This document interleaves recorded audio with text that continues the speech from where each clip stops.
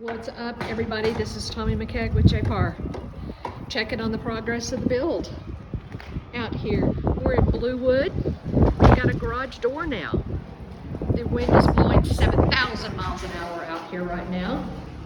But we've got some progress this week. So we've got tile in. We've got hardware. Anyway, this is a progress update for my client that is building a DR Horton home out here in Celina in the Bluewood subdivision. Lots of fun things happening out here in Celina. The tankless hot water heater is in now. The other fun thing is we've got tile in the laundry room. Tile is good, we're making progress. In the kitchen, the countertops are in.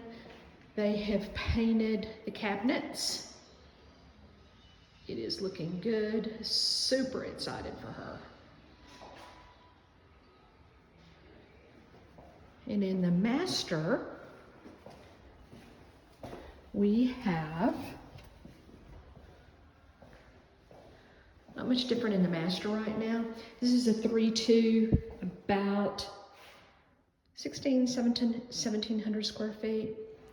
We've got the countertops in. We've got some hardware in here.